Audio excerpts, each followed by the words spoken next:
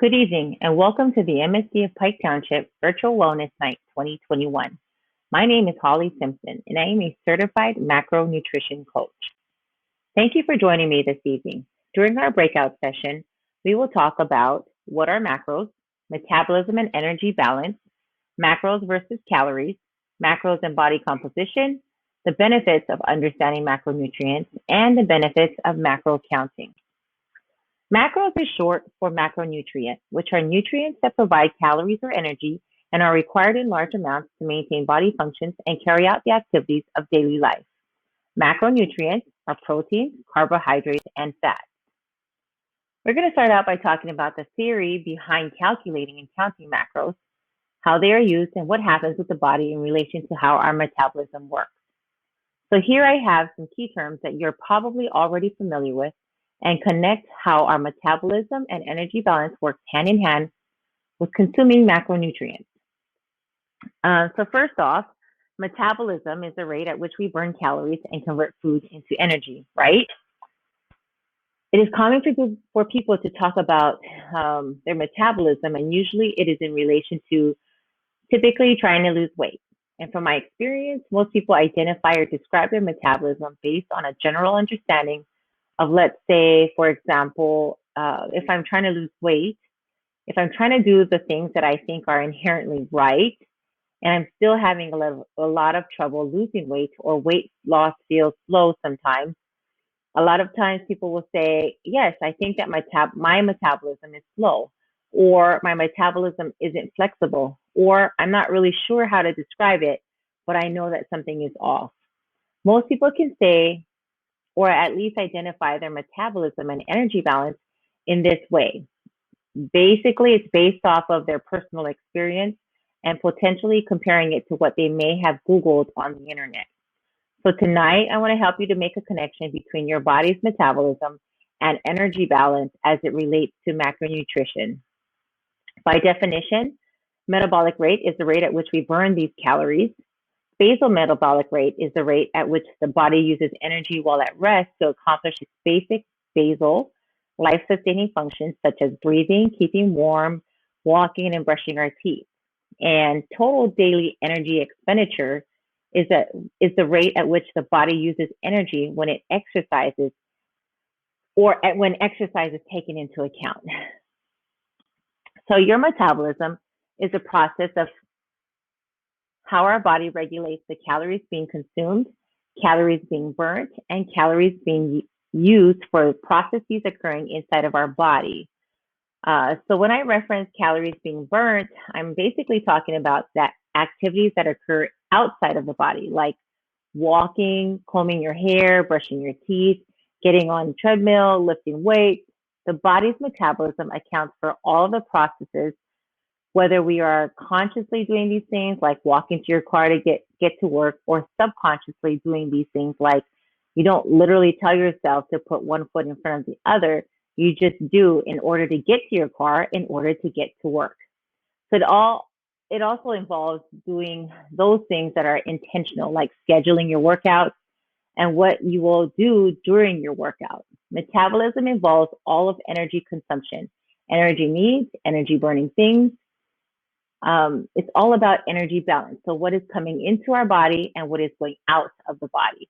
And the rate at which your metabolism is actually doing all of these exchanges of energy is your metabolic rate. So let's connect the dots here first.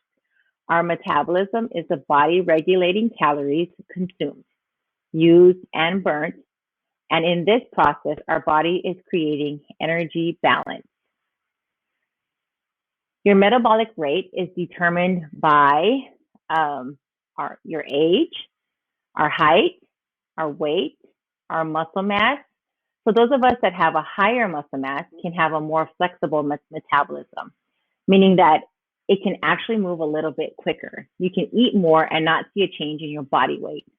So you definitely have an advantage of having a higher metabolic rate when there is more muscle on your body as opposed to more fat on your body. And that is regardless of your weight. For example, twin sisters both weigh 175 pounds. genetically the same height, and do the same workouts overall.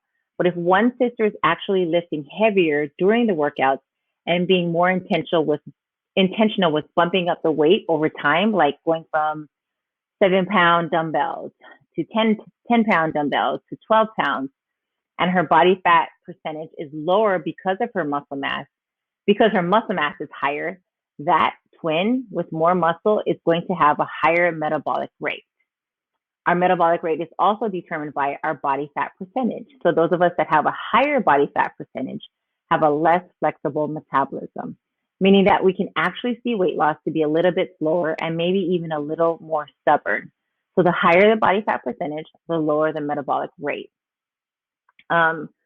It's also determined by non-exercise activity. For example, a person that walks or stands during a good part of their day at their job has a higher metabolic rate versus a person that sits most of their day at their desk as opposed to a teacher, nurse, or hairdresser will have a lower metabolic rate. Our activity level. So for example, if you track steps, how many steps do you get in during the day? It's recommended that you try to get at least 8,000 to 10,000 steps per day. It's also determined by the types of exercises that we do. People that work out 2, maybe even 4 days a week will obviously have a higher metabolic rate as opposed to people that do not exercise at all during the week. And surprisingly enough, it's also determined by our diet history. So the more dieting you do, the slower your metabolism will be.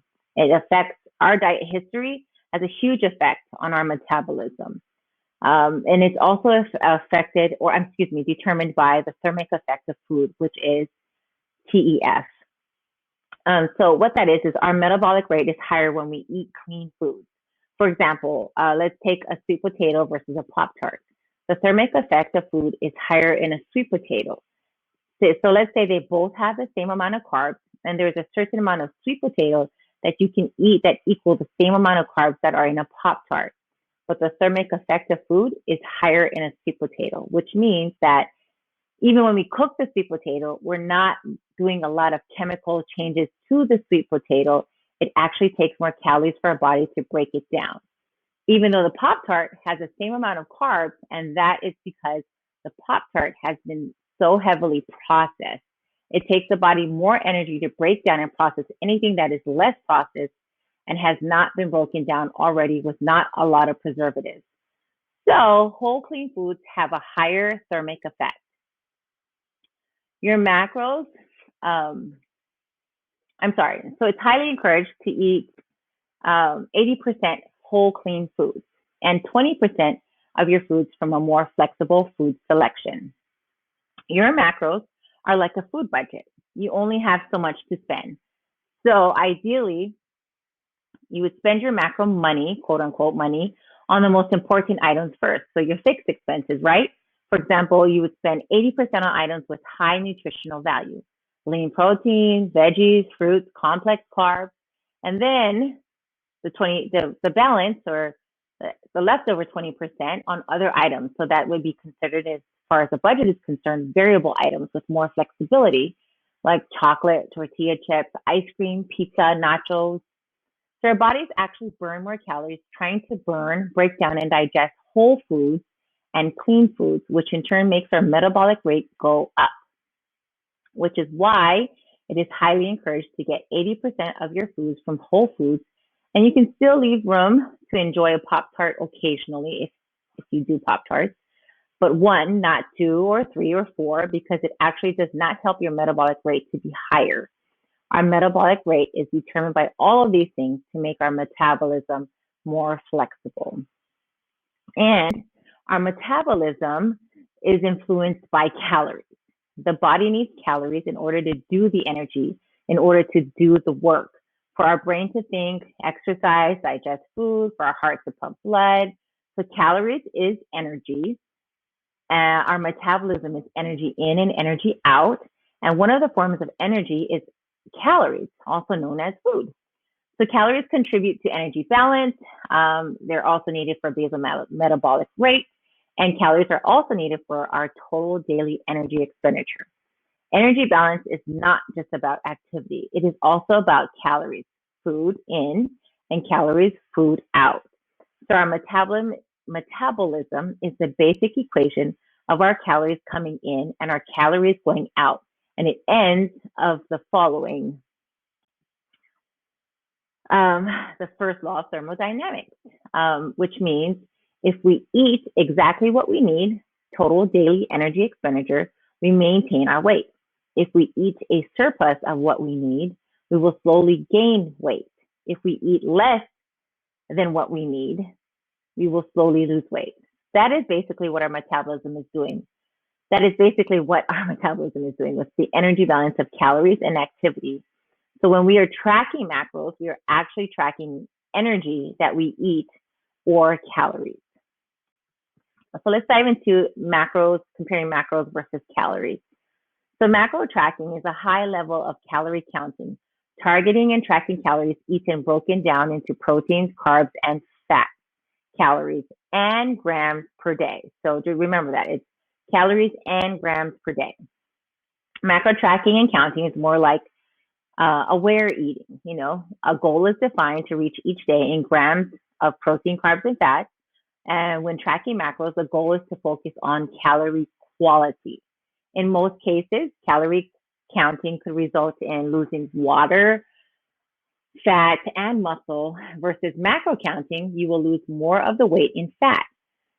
In fact, about 90% solely fat, experiencing both scale loss and inches loss. So if you've ever just tracked calories, so let's say 1,500, 1,800, 1,900 calories to lose weight, you've actually taken the first step in managing your energy balance to try to deduct some calories to actually lose weight. But macro tracking takes it a step further to have a higher awareness of where those calories are actually coming from.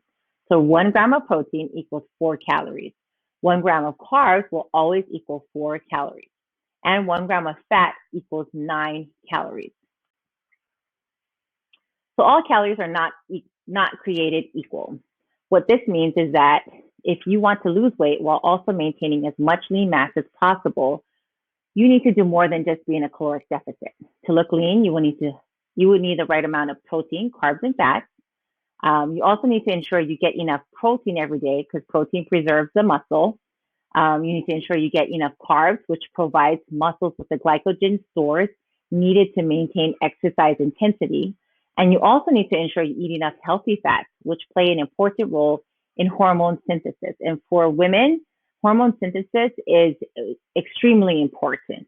This is why counting macros is better than counting just calories alone. It allows you to focus on improving body composition, not simply dropping or gaining pounds with a percentage coming from muscle. So the benefits of understanding macronutrients is it helps you to learn nutrition. You will become a metabolic detective, basically. You learn how to read labels. You know what is in foods. You know how to have 5 things in front of you and how to pick the right thing that fits your macros. And you mentally know what is better for you. You literally become your own metabolism detective. You know what you need from proteins, carbs, and fats, and you can assess how your body reacts when you are, let's say, for example, under on carbs, or how you feel when you are over on your fat. Or this is how you feel when in the gym for 2 weeks if you have been under in protein every day by at least 20 grams. It makes you more aware of your body and nutrition. The benefits of macro counting include having more improved body composition, improved muscle mass, increased muscle mass, maintain muscle mass, experience weight loss, and have a more flexible metabolism. So to sum things up, when you're thinking about trying out the macros diet, all this really means is that you're going to be more consciously aware of the quantity of each macronutrient you're consuming on a daily basis. And you'll often be tracking them with a nutrition app. And yes, you can be vegan and track macros. You can be gluten only and track macros. You can be paleo and track macros. You can be keto and track macros. You can do intermittent fasting and track macros. All of the above is just an eating style. Bottom line is that macros are substances that are in every single food we eat and works 100% of the time if you work it too. So whatever diet you are on, macros still and always will apply. Thank you so much again for joining me this evening. I hope I've given you some insight into macronutrients and macronutrition. It's been a pleasure speaking with you this evening. Have a wonderful, wonderful evening, and take care.